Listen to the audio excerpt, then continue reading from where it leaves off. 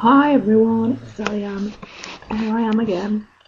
For those of you who don't know me, I'm on a path that's A Course in Miracles orientated, and if you listen to the storyline of Sally Ann, you'll eventually pick up on how I came to be involved in A Course in Miracles. Part of my journey, I became aware that I had to share life's events, really, and my experience as a part of teaching, I guess. And I've written a book, but it's not out there yet, and I thought maybe I could just talk a bit about my storyline on Spreaker, so I can get it out in other ways, not just in book form. So that's what I'm doing here today. The Course says,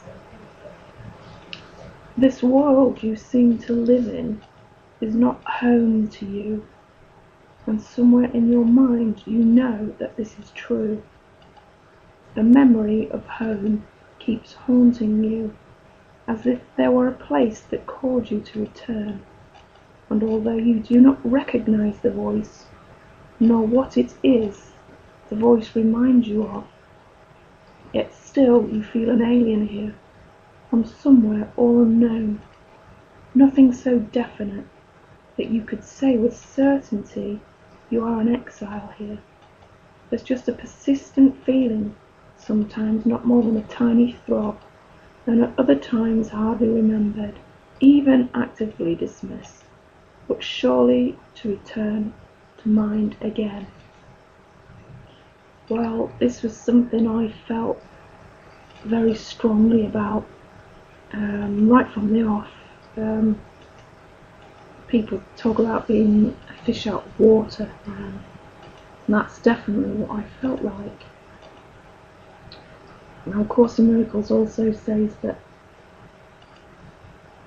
nothing comes to me unbidden by myself. So really I'm creating the experience that I'm perceiving. I'm holding memories of guilt that gets projected out and creates my world. And that everything that happens to me is called forth by me. And the Holy Spirit, I guess it's the small self, the ego self, that is calling forth the experience, and the Holy Spirit uses the experience, or switches it around and uses it as a tool for forgiveness and a way out of here and a way back home. Well, of course, Miracles says that our divine mind is so full of guilt and belief in separation. That's why we're here in the experience as a human. And so I guess on that thinking that we're all here because we've got a sick mind, and really when I look back and think I came from a dysfunctional family, we're all dysfunctional here. What else can there be? So when Sally Ann was born, the 23rd of February 1969, it was just a continuation of one long dream where I appeared to be born, appeared to be dying, appeared to be born. It's just a cycle of memories that get hashed and rehashed and projected out again and again and again. So, although the Course says there's not really reincarnation, is not so, it's just one dream and everything that's collected in that dream. That when Sally Ann was born, the Divine Mind for me was sick, really sick by then, to such an extreme, that I created and was responsible for creating an extreme, intense environment. I was born into an atheist family.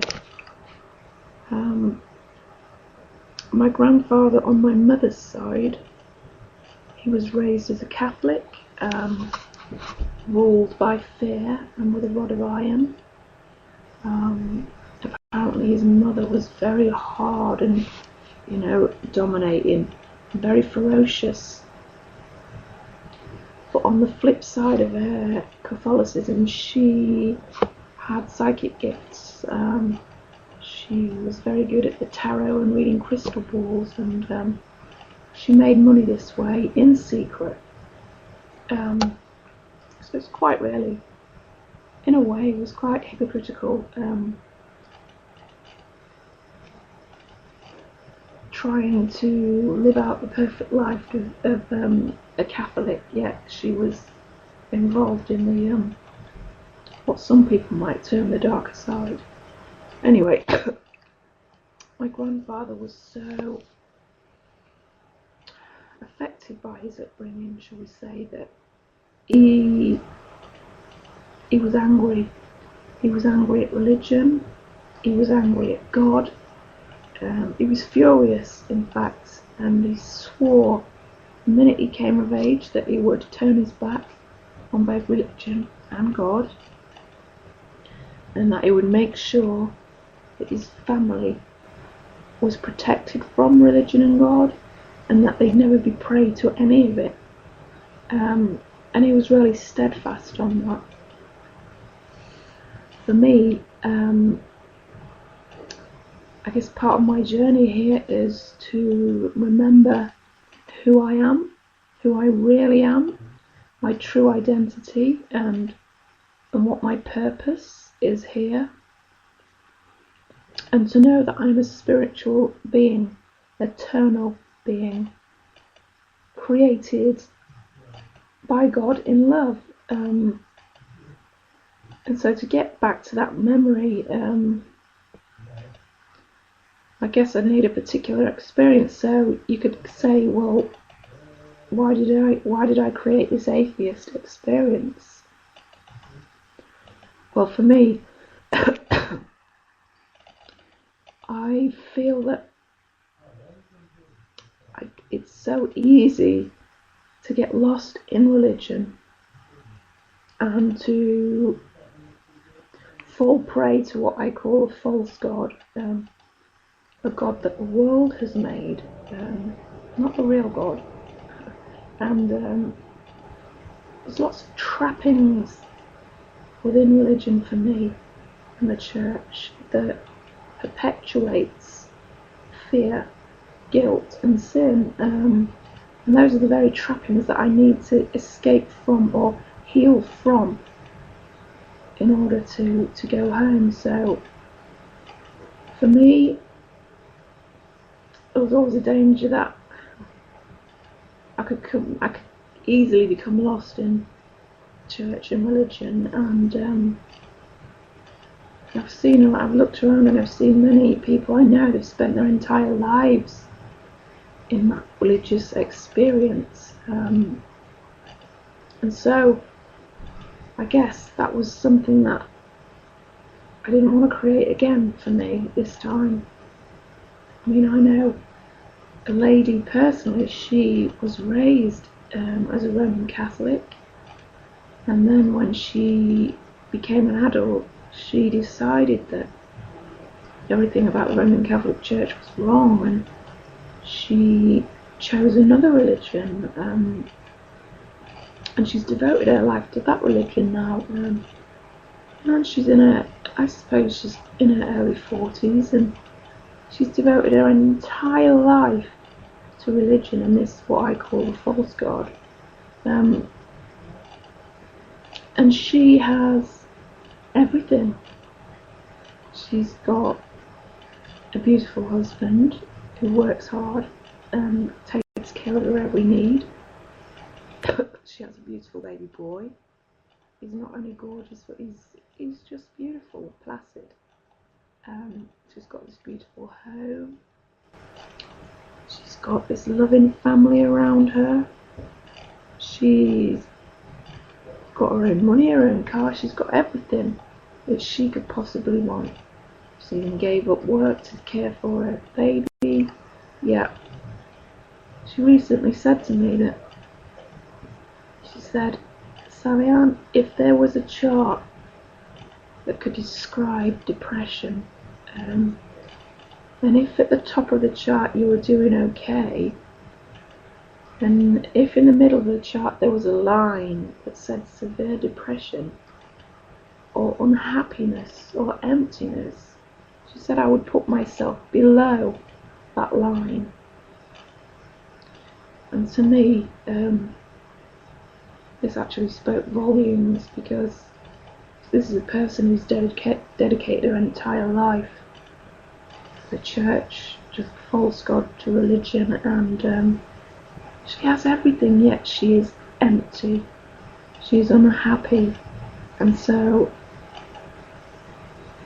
it just highlights everything for me.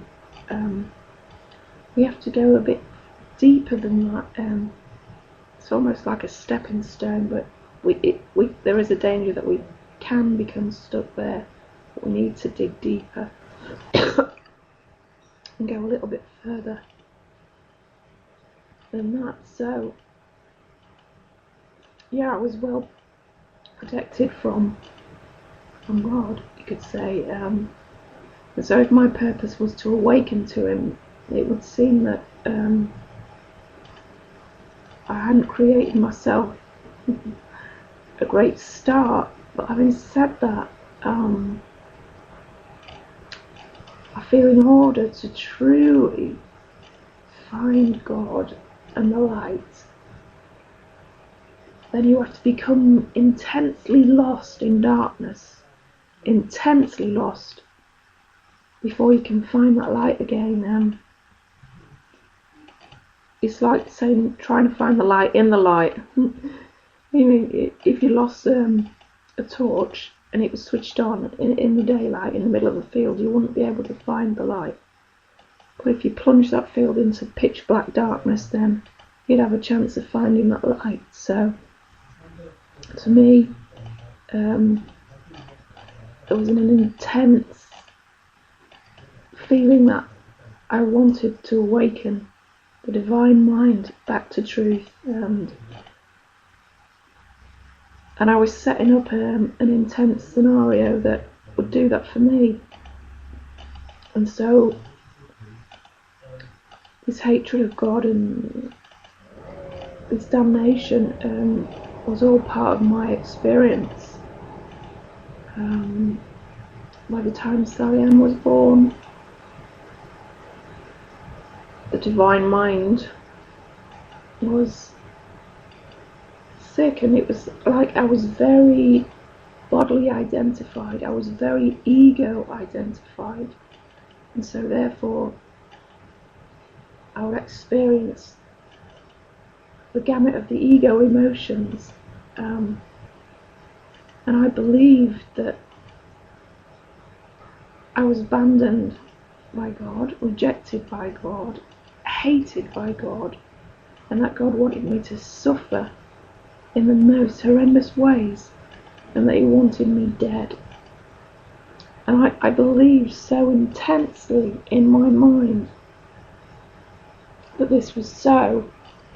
I began to create my experience from that. The Course in Miracles says that perception is projection. It's everything that we're holding in divine mind that can't stand to be held, it gets projected out for us to see, and we can forgive the guilt as we recognise it as our own, or we can blame and becoming entranced in this victim mode, and keep the whole thing rolling on and on and on.